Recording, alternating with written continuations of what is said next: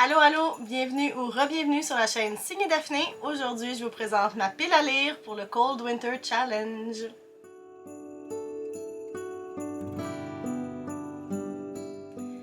Bonjour tout le monde, j'espère que vous allez bien. Alors, c'est aujourd'hui, avec quand même pas mal de retard, je pense, sur tout le monde, que je vous présente ma pile à lire pour le Cold Winter Challenge. Le Cold Winter Challenge, c'est un défi livresque qui a été d'abord porté par Margot, je crois, et ensuite a été repris par l'Enluminé. Et cette année, c'est Élise de A Book in a Cup qui le reprend et j'en suis, ma foi, ravie parce que j'aime beaucoup Élise. J'aime sa chaîne, je l'aime comme personne. On s'est rencontrés déjà une fois à Montréal. Elle est française d'origine, mais elle habite à Montréal, donc on a eu l'occasion de se voir et puis elle est super gentille et je trouve qu'elle met beaucoup d'efforts, beaucoup de travail dans sa chaîne. Ce qu'elle fait, c'est super. Et souvent, on a des goûts similaires, donc voilà, je suis très contente qu'elle reprenne le challenge cette année. Pour ma part, ça va être la troisième fois pardon, que je vais participer. J'ai participé en 2020-2021, j'ai pas participé l'an dernier.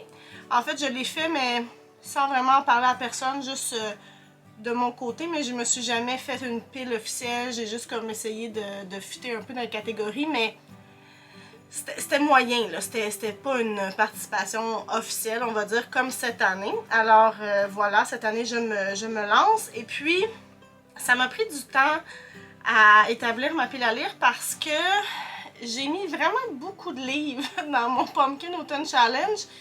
Et il y en a vraiment beaucoup qui ne sont toujours pas lus. Fait que là, j'avais comme une espèce de dilemme là, de... Je fais-tu juste continuer mon Pumpkin Autumn Challenge pour finir cette liste-là? Ou je me crée vraiment une nouvelle pile à lire? Est-ce que je reporte? Est-ce qu'il y a des livres du Pumpkin? Est-ce que j'essaie de tous les ramener dans mon Cold Winter Challenge?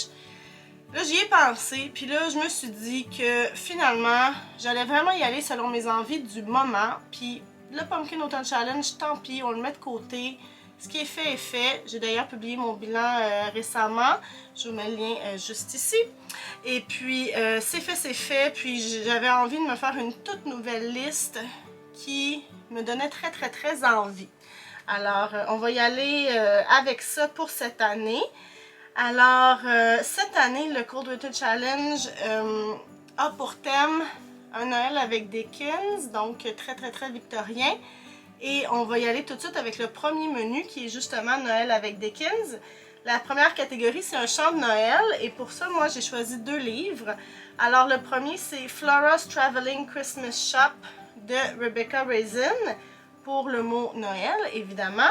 Et il s'agit d'une petite romance de Noël. Vous allez voir là, je sais pas ce qui m'est arrivé, mais il y en a quelques-unes sur ma liste. Et on va suivre Flora qui va perdre son emploi. Elle va partir dans sa petite vanne qui est à moitié un camping-car puis à moitié une boutique de Noël. Et elle va s'en aller vers la Finlande et elle va rencontrer un homme qui n'aime pas Noël. Et est-ce qu'elle va réussir à lui faire changer d'idée alors qu'elle tripe Noël? Fait que ça va être ma première lecture de Rebecca Raisin. Je ne l'ai jamais lu, alors je ne sais pas ce que ça va donner. À suivre. Et le deuxième livre que j'ai mis là-dedans, c'est Sport et divertissement de Jean-Philippe Barry-Guerrard.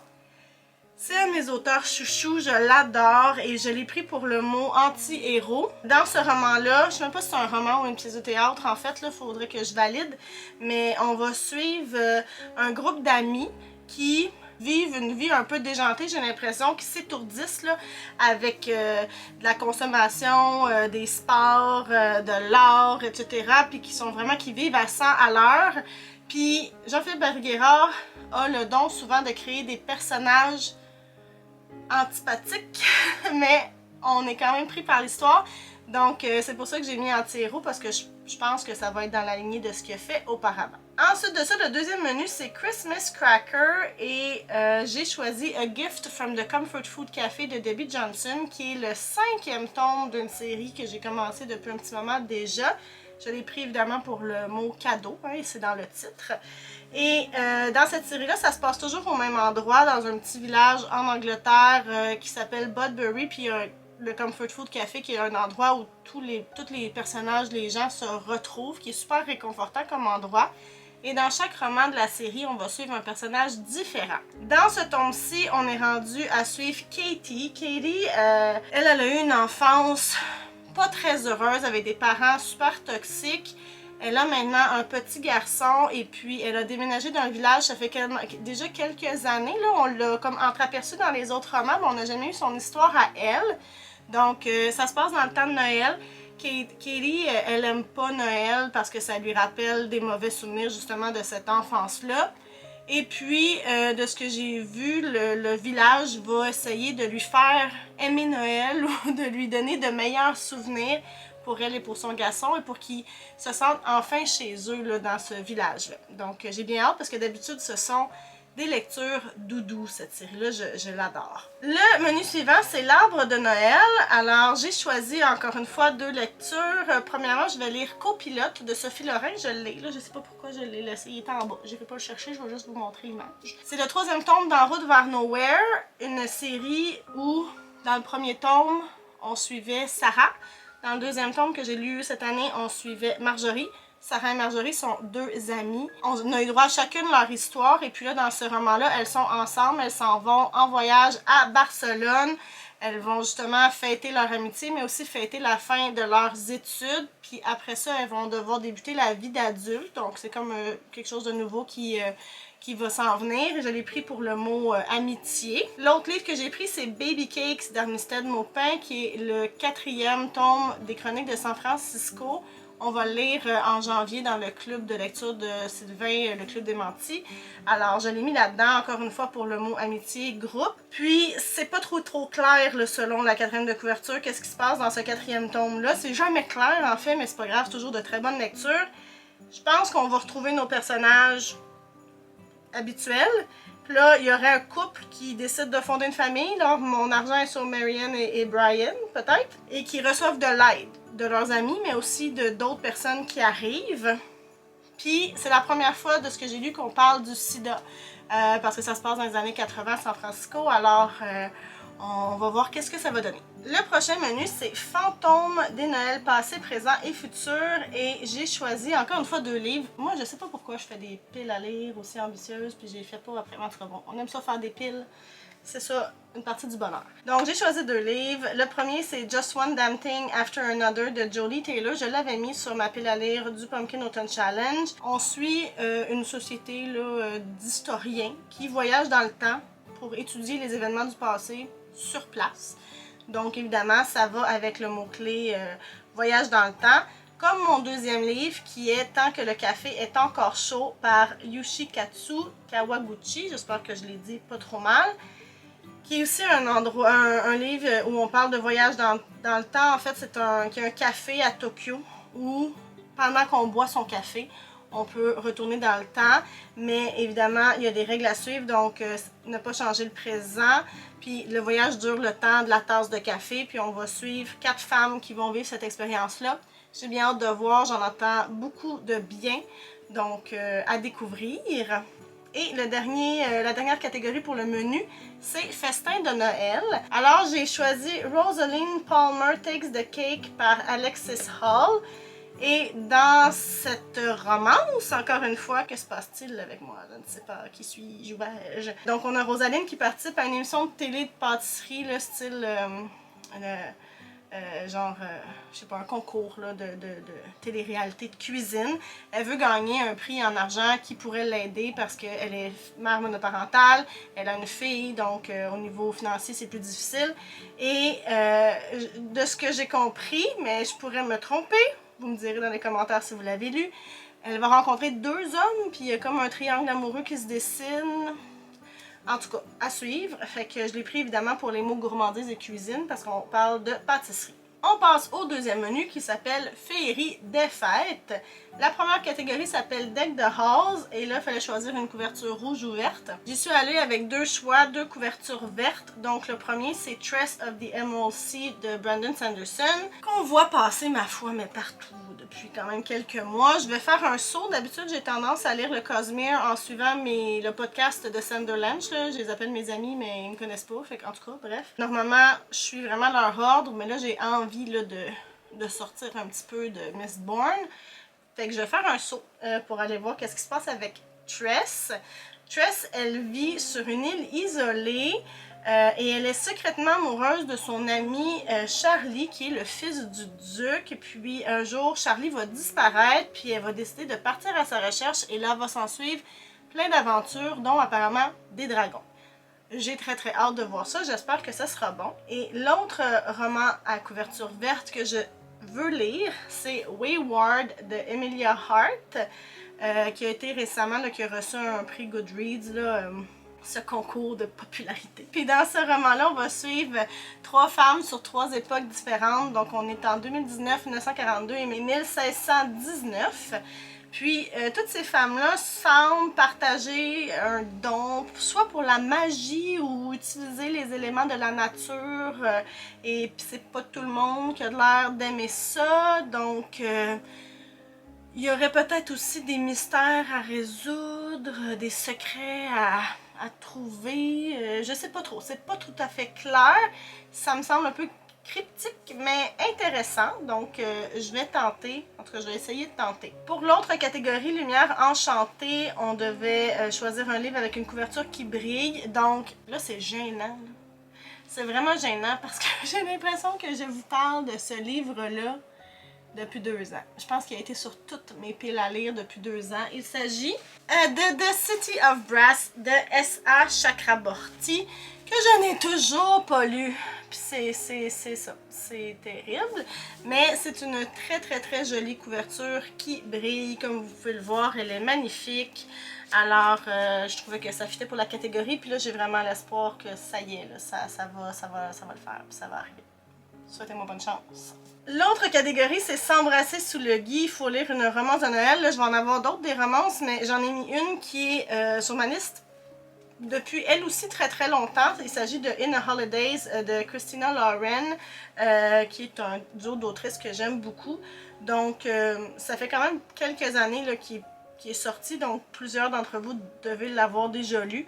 On suit Maylin qui est en pleine crise de la quarantaine, sa vie lui convient pas, puis elle s'en va passer les vacances annuelles de Noël dans un petit chalet, mais ça va être le dernier Noël parce que le chalet est à vendre ou quelque chose. Je sais pas pourquoi exactement ça peut plus être là, mais il y a quelque chose qui fait que c'est le dernier Noël qu'ils peuvent passer là ensemble avec sa famille. Puis quand elle va quitter, ça dit, les pneus crissent, ça glisse, puis là, pouf, elle se réveille, puis elle recommence les mêmes vacances de Noël. Fait que c'est comme une boucle, un genre de jour de la marmotte, là, mais de Noël. Fait qu'on va voir qu'est-ce que ça va donner. J'ai assez hâte de le lire parce que ça fait longtemps que je veux le lire. Je voulais le lire en livre audio, mais il y a une liste d'attente interminable tout le temps, donc je l'ai trouvé en numérique, il est sur ma tablette. Ça devrait pas être trop long, je veux lire ça idéalement avant Noël. L'autre catégorie, c'est Au coin du feu, donc un livre cocooning. J'ai mis encore une fois 2 livres là-dedans. Le premier, c'est Heartstopper Volume 4 d'Alice Oseman. J'aime beaucoup cette série-là. C'est une série doudou où on va suivre un couple d'adolescents, Nick et Charlie. Là, dans le 4e tome, ils sont officiellement ensemble, l'amour se développe, ils sont prêts à se dire les 3 petits mots. Et puis aussi, on va traiter de ce que j'ai compris du trouble alimentaire ou de ce qui pourrait être un trouble alimentaire. Et puis l'autre livre que j'ai mis dans cette catégorie-là, je l'ai vu apparaître récemment dans mes... sur TikTok ou même sur Goodreads. C'est The Book Club Hotel de Sarah Morgan. Alors, dans ce roman-là, on va avoir 3 grandes amies qui adorent les livres. Erika, Claudia et Anna qui vont aller passer des vacances dans une petite auberge très charmante et qui vont créer des liens avec la femme qui gère l'auberge qui s'appelle Hattie. Donc, on parle de petite auberge, amitié, lecture. Je me suis dit que j'allais tenter le coup. On verra ce que ça va donner. Et finalement, dernier menu, c'est Froid polaire. La première catégorie, c'est Stalactite ensanglantée. J'ai choisi de remettre un trailer que j'avais mis dans ma pile du Pumpkin Autumn Challenge dans cette catégorie-là. Il s'agit de In the Woods de Tana French. Donc j'en ai déjà parlé. On suit un inspecteur de police qui s'appelle Rob, qui va enquêter sur l'assassinat d'une petite fille. Puis ça lui rappelle ce que lui a déjà vécu parce que quand il était jeune, il a vécu quelque chose de traumatisant, puis il y avait 2 de ses amis qui étaient rentrés à la maison couverts de sang, mais ils ne se souviennent pas de ce qui s'est passé, donc ça va lui rappeler ça.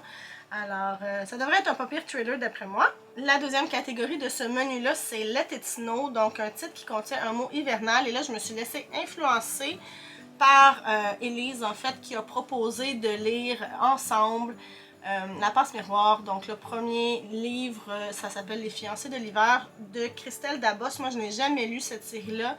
J'en ai beaucoup entendu parler, j'ai vu beaucoup passer de trucs, mais je ne l'ai jamais essayé. Donc, j'ai décidé que j'allais le lire avec les gens du Cold Winter Challenge. Vous devez en avoir entendu parler vous aussi. Donc, on va suivre Ophélie, qui a des pouvoirs ou des dons particuliers. Donc, elle peut lire le passé des objets, elle peut traverser les miroirs.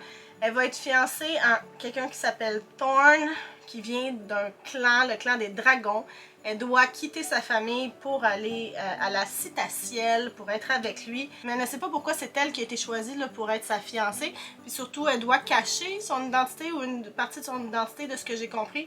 Donc ça m'intrigue, alors on va découvrir ce livre-là, cette série-là. Ensuite, pour la catégorie Marcher dans la neige, les mots-clés c'était Nature Riding, Grands espaces nature, ça me parlait moins. J'ai donc choisi le mot-clé Littérature de voyage.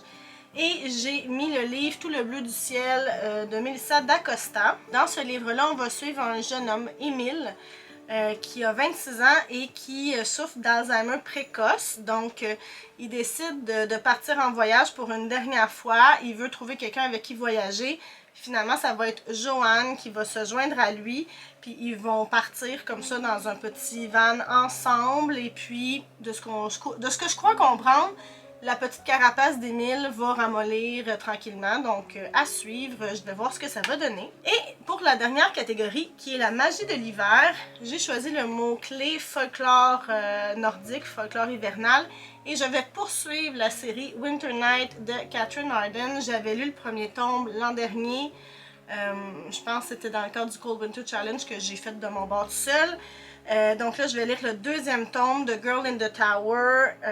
Ça se passe en Russie à l'époque médiévale, dans une Russie où l'hiver est très présent et où il y a aussi des êtres un petit peu magiques, là, un genre de folklore, de créatures qui peuplent les bois, les maisons, etc. Dans cette suite-là, notre personnage principal qui s'appelle Vassilia va quitter sa maison et elle part à l'aventure déguisée en garçon. Elle va arriver à défaire une bande de brigands. Elle va aussi croiser le grand prince, puis là le grand prince va être impressionné par ça, puis il va lui donner comme une médaille ou je sais pas quoi. Elle va aller à la cour, mais là elle peut plus dire à personne qu'elle est pas un garçon, qu'elle est une fille. Il y a son frère qui le sait. En tout cas, ça a l'air d'être un peu des politiques de cour, des trucs comme ça, en plus d'avoir la portion Russie puis la portion magique. Donc on va voir qu'est-ce que ça va donner. J'avais aimé le premier tome. Je l'avais écouté en audio, je suis pas certaine que je vais faire la même chose pour le deuxième tome parce que la narration était... Elle m'aidait pas tant à rentrer dans l'histoire, fait que je vais probablement le lire en copie physique. Donc voilà, c'est ça ma pile à lire pour le Cold Winter Challenge de cette année. J'ai déjà commencé certains livres, évidemment, alors je vous en reparlerai, je vous ferai un bilan de tout ça quand ce sera terminé, puis venez me dire dans les commentaires s'il y a des livres dont j'ai parlé que vous avez déjà lus, ce que vous avez choisi de mettre sur votre palle, et voilà, j'espère que cette vidéo vous aura plu. Si c'est le cas, n'hésitez pas à faire un petit pouce en l'air ou abonnez-vous à ma chaîne, pourquoi pas, ça fait toujours plaisir. Donc moi, sur ce, je vous souhaite une très bonne journée et je vous dis à la prochaine. Bye!